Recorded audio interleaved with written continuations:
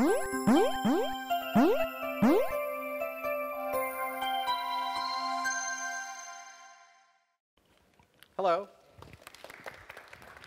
Thank you. I'm going to share with you today something that's I love, which is talking about how to get people, and especially kids, to discover your games. And we're going to talk how to do that just as a general framework, but also by using brick and mortar establishments. So what I'd like to do is just briefly go over the agenda for a moment. I'm going to give you a framework you can use that my company and I've used in other companies to evaluate advertising mediums as a whole. And then I'm going to share with you how you can actually promote games to kids, like what would be some of the things you would look for when you're trying to promote your games to kids. And then last but not least, I'm going to give you a brick and mortar solutions and why that's actually an amazing way to promote games even though we're in a digital world. So let's start off by looking at 10 criteria that a lot of advertising and media buyers use when they actually try to evaluate different types of mediums. The most important thing is the advertising needs to be targeted to the people that you're trying to reach. So if you're trying to reach kids, you need to make sure that the vehicle you're using reaches kids. And it's not just kids, but if you're trying to reach boys or girls, is the medium segmented in reaching your audience, and how effective is it at reaching your audience?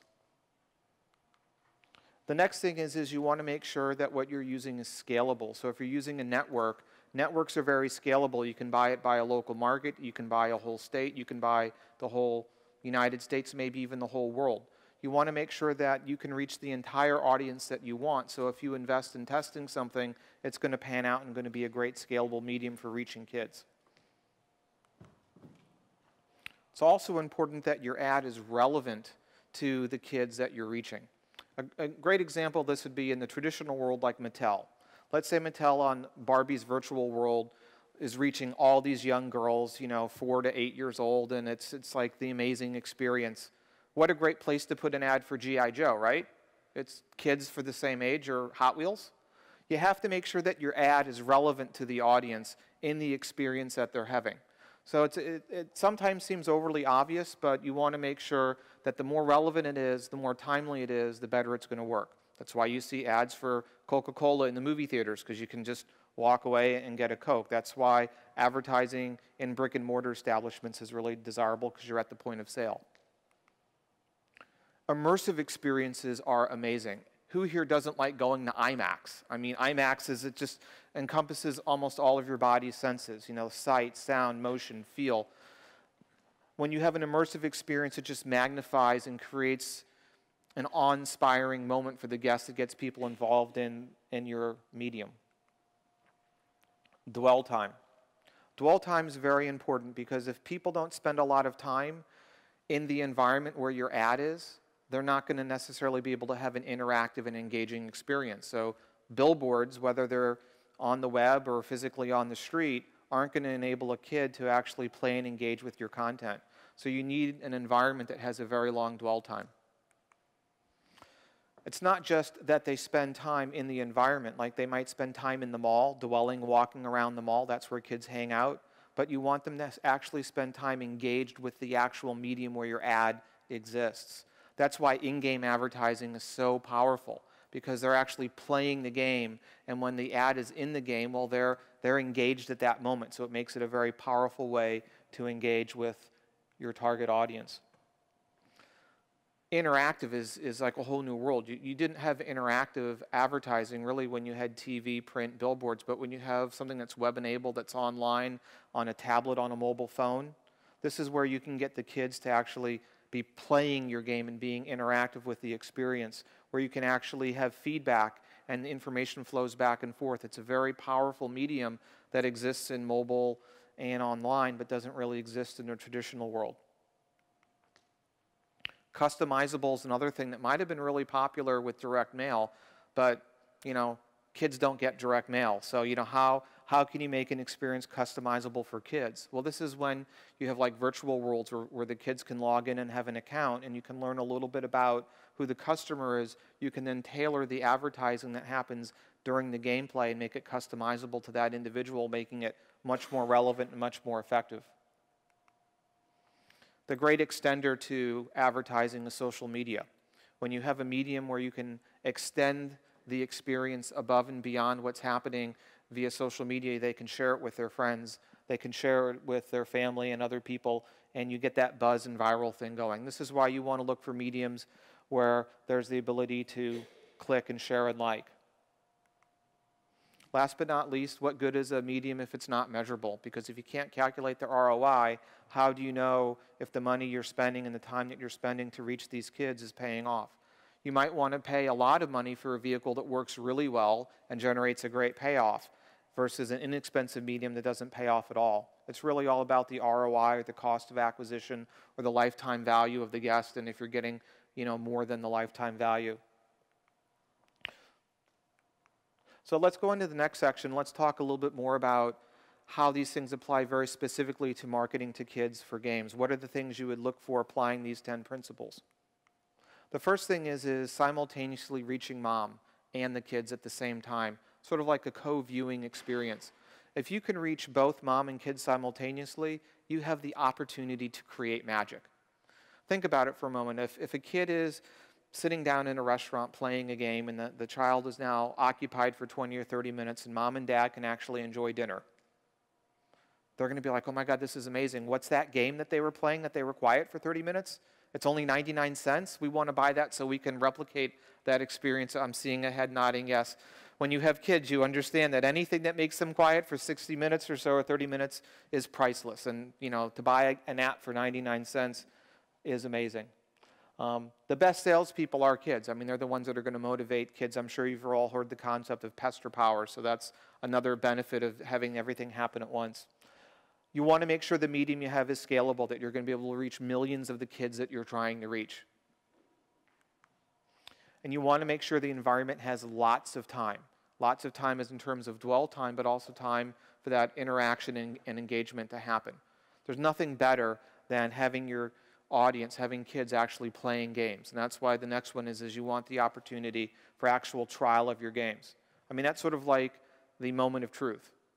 If kids are playing your game and your game is good, parents see that it's good, they're going to buy the game.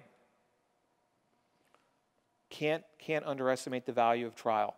Now, the great multiplier is the communal experience. If you can create an opportunity where there's brother and sister or they're friends and they're all playing together, that's sort of like a great multiplier of what's happening with the experience. As you can see the girls there, they're like interacting, smiling and giggling and having a good time with each other. That's going to create the viral buzz effect. It's also going to create the positive reinforcement, the peer pressure to move forward towards getting purchase. We talked about social media before. You want something that's got the ability to extend the experience where you can like it, share it, and it goes above and beyond the 3 girls, but they can get their entire clan, the entire group of all their friends to be engaged. You also want an opportunity to get feedback. And, in the digital age, there's lots of opportunities to get feedback at the end of the gameplay. So if you're getting trial from your game and you can get metrics on what's happening within the game and after the game, that feedback's going to be positive. And you want feedback just not maybe from the kids, but you want to get feedback also from moms and dads, because if you learn what's going on with your audience, you can tailor and improve your product. You can also, if you've heard of the concept of Net Promoter Score, you can take someone who's a distractor, somebody who doesn't like your game, and by providing feedback and having a conversation, you can actually make them a promoter, someone that's actually going to be one of your biggest advocates. And last but not least, you want to be able to enable a path to purchase. You want to make sure if you can find an advertising medium that's going to enable purchase as part of the trial, of part of what's going to happen in the process, that's so much better. That's why you like being at the point of sale, at the point of decision. You like having mom and dad be around so that you can convert the trial into the sale. So this is the area where I have a lot of passion, which is the brick and mortar world, because there's some amazing things a lot of different companies are doing in brick and mortar that actually is very impactful for digital games.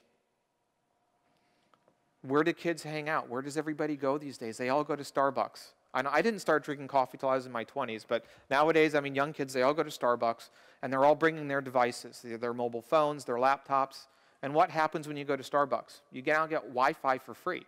And when you get Wi-Fi for free, you get a pop-up that tells you, here's all the different things you can do, while you're at Starbucks. And oh, by the way, if you want, you can leave that and then use the internet. It's a great way to gain trial, to get people while they're on their device to start playing and engaging with an interactive, engaging product with their friends in a communal environment. It's really powerful. Everyone here sort of GameStop, and the idea of GameStop, Walmart, Best Buy, you're at the point of sale. You've got the PS3, you've got the Wii, you've got the, the actual console games you can play and discover, and you're intercepting people at the moment of decision. They came to buy this game, but now that they can sample some other games, maybe they want to get that game or they want to pre-order that game. McDonald's. Whoever knew that McDonald's was going to go into promoting digital games? But they actually have an incentive to not pay in the real estate for the playgrounds, and they've been looking for alternate solutions, and one thing they've done is they put digital games in some of their stores. And again, this is a great opportunity for that co-viewing to happen where you've got mom and kid simultaneously experiencing a game. It's a great way to get trial. You're not going to get a huge dwell time at McDonald's, but you are going to get lots of volume. And last but not least is the Ziosk, which is the company I represent. We are literally going to revolutionize the gaming industry. That's a pretty bold statement. We are going to revolutionize the discovery of games. How in the world are we going to do that? We are putting these little devices, these Ziosks, on every single table in a casual dine restaurant, like an Applebee's, a Chili's, something like that. And what people don't realize is how many people eat out at Applebee's and Chili's. Each one of those stores serves 20,000 people. Applebee's has 1,800 locations. Chili's has about 1,600. They're reaching 60+ million people every single month, or a fifth of America. And we have a device on every single table. So we've got a network that lets people order food and drink, and after they've ordered their drink, they can then play games and discover games with mom and dad. You reach the whole family when they're in purchase mode, because they're eating out and they're there to have a good time. And between Chili's and the house, they got to go in the car and they go by all the different places where you can buy things. Best Buy and Target and Walmart is just a baseball's throw away normally from a Chili's and an Applebee's. You're getting 50 minutes of dwell time when we talked about the value of dwell time, but more importantly, we're getting 21 minutes of engagement per experience. And we've been seeing that consistently over the 15 million people that we've served to date. There's a lot of engagement that happens at the table. Our platform is very simple. It's an interactive digital platform with a 7-inch touchscreen. We run Android Ice Cream Sandwich to make it easy for app developers to give us games that can very easily run on our platform. It's an 800 by 480 screen and an OMAP 3 processor, so it's very comparable to like a Barnes & Noble Nook Color. You say, well, how do people actually benefit from this if you're a developer and you've got a game? How do we convert that trial into a purchase? Well, the first thing is this trial is enormously valuable because you've got the trial happening in the communal experience in front of mom. But in addition to that, we have the ability for people to like your game or share your game, after play on Facebook. There's the ability to print out a QR code or to snap a QR code from the screen. You can get other types of printed information, and there's even going to be ways that you can actually sell the game on the Ziosk through a promo code. So if you have the ability to fulfill the game through a promo code like some people do in the Android world, you can actually sell it right on the Ziosk. So that concludes what I wanted to share with you today. They said I had 20 minutes. I wanted to leave a few moments to answer any questions. Sure. So how do you go about getting your games on that particular device, the Ziosk? Sure. So what we do is we work with developers and publishers, and we have a sophisticated content delivery system. So we have the ability to update the Ziosks every single day or in real time. So the information comes from our office through the cloud, goes to a server in the restaurant, and that server feeds all 50 Ziosks in the restaurant. So are the games categorized? Yes. So our goal is to only have around 25 games at any one point in time, and we broke them down into like 5 somewhat mutually exclusive categories. And the categories vary. It vary by the restaurant chain. So if I'm in a Red Robin, I'm going to have preschool, boys games, girls games, family games. If I'm in a Hooters, I'm going to have stuff that's going to maybe be more for the bar environment. So it's, we tailor the games to the location in the restaurant.